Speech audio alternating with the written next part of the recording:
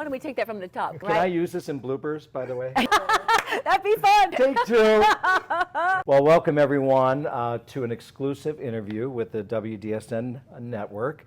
And I'm here this morning with Sharon Savoy. Many of you know her from her career as a World Theater Arts Champion many times. And now she started a new venture. It's a musical entitled Floorplay. Last night we came into Hollywood and we went to the Catalina Club where Floorplay, along with 4 other musicals, had a chance to showcase some of their numbers. So we had the privilege of seeing 3 or 4 of those numbers, and they were amazing. Welcome, and thank you so much for giving us this opportunity to do an exclusive interview with you, Sharon. I must find a way, I need dance to feel alive. I can't live without it, it's not enough to survive. Talking about the process and the production, what's the process of creating a musical been like for you? This is your first attempt at doing this? First of all, it's been a joy from beginning to end. Yeah.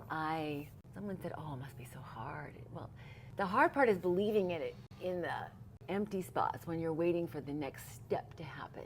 I will find a way, I need dance to feel alive. I can't live without it, it's not enough to survive. I need the rush of adrenaline, the thrill pulsing through my veins. Dance is my life, my passion. I need dance to survive. I need dance, it's my life. I need dance to feel alive.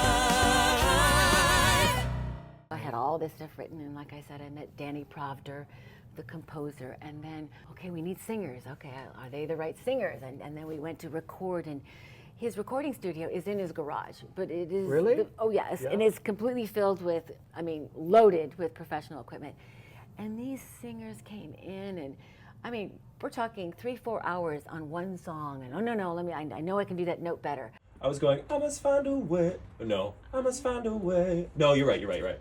I must find a way. I need dance to feel alive. Okay, sorry. Will. Just absolute artists and perfectionists and just giving their all. 1, 2, 3, 4. I will find a way, I need dance to feel alive. I can't live without it, it's not enough to survive. And you saw them last night. They I were saw just that, brilliant. yes. Same thing with the dancers. Each step along the way was like a leap of faith. The people kind of appeared, when we needed them. And when we had this opportunity at the Catalina Jazz Club, I came to check out the club. I said, can we fit dancers? You saw the space, Yes. right? Yeah, it was a small stage. But they filled it with did it. such dynamic energy. You didn't feel like they were contained by a small space. No, adding the dancers really made a big difference. I know it's a small stage, but they managed to be able to perform on it. Well, they're visually just amplifying what the emotions of the singers are singing. I should be the champion by now. And yes, I want to win. I won't deny my ambition. Success is not a sin. So it's one layer after the other, right? Yeah. And just an incredible creative process that I've been so grateful to be part of. How did you approach creating the choreography for this? Because you obviously now you're on a stage, it's a different setup than it was. So how do you approach that versus just doing a number for a theater arts couple? Actually, sometimes limitations are helpful for a creative process. So I don't know if you know about Bob Fosse, but he felt he was a limited dancer. He wasn't the grand dancer. He was more into the small, intimate kind of, things. Right. And within that context of remaining small, he created his own unique, obviously still iconic to this day style. Yeah. So having to do that with the 2 men, for example, it was this predatorial thing within their own kind of small circle.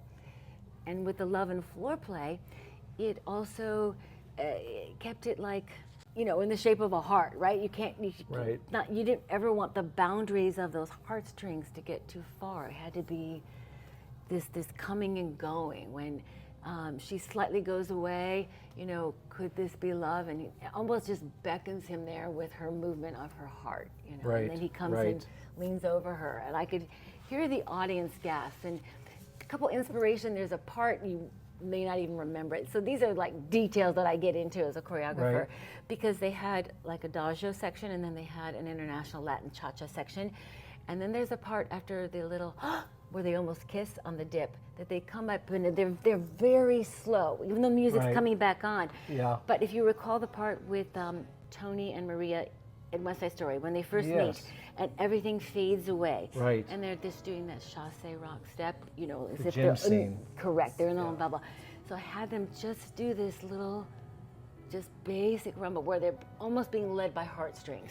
Yeah. And then they go back into it, And so little, obviously, inspirations.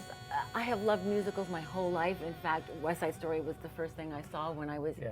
10 years old, and fell in love with Me too. Bernardo then, Yep. and everybody then. And so I actually got to meet George Shakiris years later wow. and tell him that. The purple shirt still has an effect on me. But so yeah, inspiration, I think, is like pulling from everywhere. Right, right. In collaborating with the people on your team, do they give you a lot of feedback? What they like, as dancers or singers? Well, I had to make the dancers comfortable. I didn't want them to run into the piano, the music stands, and everything else.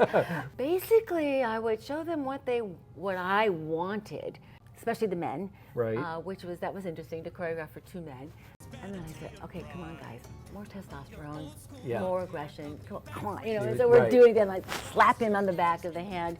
Let me see those, Argentine tango Yes. hooks very intensely. So I just asked more of them in a way. And for Ekaterina Fedosova, who was the girl who played Melinda as the dancer last night. Right. She's a fabulous little Spitfire Latin Oh, my, dancer. yes, Yeah, right. and just bright, Yeah. beautiful smile. If anything, she was used to being everything dynamic. So I said, this part has to be dreamy. This has to be, more that we go inside your head. Because it starts, when he wraps his arms around me, right? And Right. it can't be boom, boom, like we would see in international rumba. It has to be like you're in your own world, right? Right, And right. so you have to take us there as the artist. So we come into your world. We're voyeurs as the audience into what the artist is creating. Right. On a lot of those moves, I remember sitting there and I leaned over to my friend. I'm like, that's Sharon Savoy right there on the You're stage. not the only person who told me Yes, that. and There's I a couple came up to people, you. Yes, they Yes. thought that was her. She's tiny little thing. She's 85 pounds. I don't know if she's even 5 feet.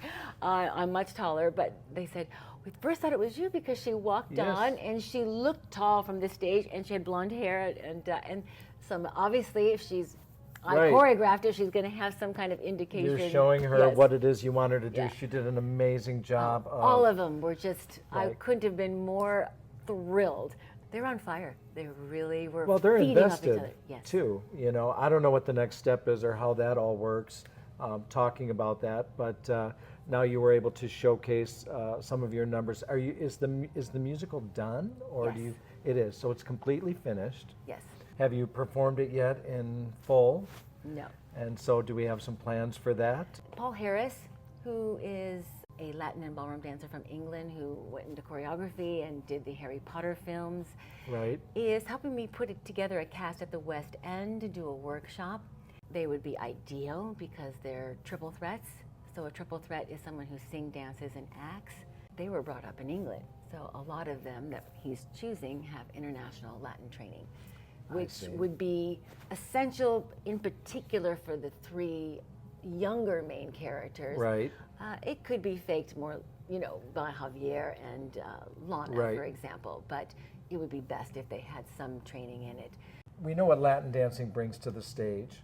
We talked about why you chose Latin versus another style of dancing because of its, sensual tones, and I appreciate that you're wanting to show our audience true, good Latin dancing. Something, not It's exquisite. campy. It is.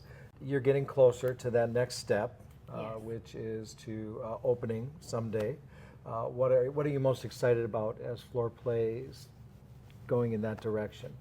Well, it's like watching your baby being born on stage.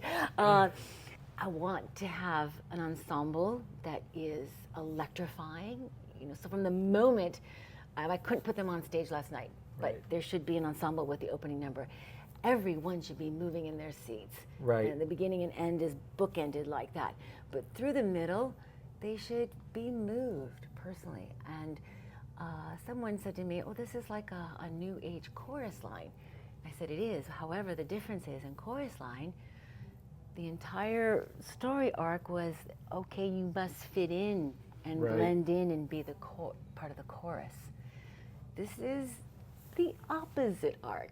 So this theme of this is told through the Melinda's eyes, but everyone must embrace their unique abilities to succeed. And it's Right. really how I ended up getting through the eye of the needle. Like you said, I landed in the ballroom world and I was, Boom. yes, but because I brought something different. Right, right. And so that is the message, that you walk away saying, yes, embrace your uniqueness, embrace your identity, go for those things, because that's what sets you apart. Now, you mentioned that you started this off by writing it as a book. Yes. Is that available? It hasn't been published yet, Yeah. but I'm waiting to publish it if I'm going to self-publish when the show opens, because I think it will be a nice combination. Right. People want to have even more information Yes. about the backstory of the characters. Obviously, a book. Right, we'll give them that. Yes. A little bit more in detail. And you're a writer. You've written several books. Yeah. Can you tell us a little bit about that? What's your most favorite book that you've written? I don't know if I have a favorite. When I wrote my biography, it was when I had my first knee surgery, and I had to put my creative needs into something. Somewhere. So that was to, a little bit like this, it is an inspiration for Floorplay as well, to give the perspective of what it's like to compete and go on the floor. It's different than performing. An audience in a theater comes to receive you. Right. I do find the ballroom world a gladiator pit. It's a different, and everyone's judging you. It's not Yes. just the judges that are there. Oh, correct. So that was a central theme of that book. I had the honor of writing Sam's biography. Sam Sedano. Yes, which Yep. Bill Sparks asked me to do. And he has an incredible, colorful, and interesting history. Right. And integrated through so many facets. So that was a journey back in time that with Vernon Brock and so many, big names of that time, Bobby Medeiros, etc. And the trilogy I wrote had a lot to do with my ballet world, and Suzanne Farrell and George Balanchine, which was a love relationship, and that is kind of explored through those books as what the young character in that Right. book is going through. I don't know. Boy, there's no favorite. I can't go there. I just... Is your autobiography, is that available? Yes. Yeah, so yes. What's the name of it? Ballroom, Obsession and Passion Inside the World of Competitive Dance. Oh, I love that. So, Oh, that's super. I'm gonna have to check that okay. out. For sure, our readers are gonna have to check that out. That sounds like a good solid read for all of us. I did want to ask you, what basically, like, you're leaving here now today. You had a great night. It was successful. So back to the drawing board on Monday, or? well, the singers and the dancers were so thrilled. I got obviously texts from all of them. They Yes. all want to be involved in the next opportunity, we'll put it that way. Right. Whether it's a workshop, whether it's another review like this was presented as, whatever the next step is, they are all just willing to bleed for it. They have believed in this project from the beginning. Right. And they do a lot of work. And So they might go out and promote or find something where you guys can showcase the musical and take it to that next step. yes. That's amazing. I think we're going to be doing the singer who played Gloria. She works for American Idol, and her boyfriend's a filmmaker. And but we have to present something that's you send as a package, because you may not be able to Right. get investors in a room. Right. And I do think this show has international possibilities. I think because so. Ballroom dance is universally, Right. loved and adored Right. and has a huge audience in so many countries. Right. And I think this has a great possibility for commercial success. Will you commit to sending us your teaser Yes, I when will. you have it ready? Yes, I I would will, love to be Dan. able to show that and let them see what the next step is for Wonderful. Sharon Savoy. Thank you, Dan. Thank you so much, Sharon. This was great. Just to you. catch up with you and hear about all your adventures coming up, and we wish you the best of luck. And I know we're going to do this again. Thank I have you. a good feeling about it. Thank you. Thank you, honey. Something more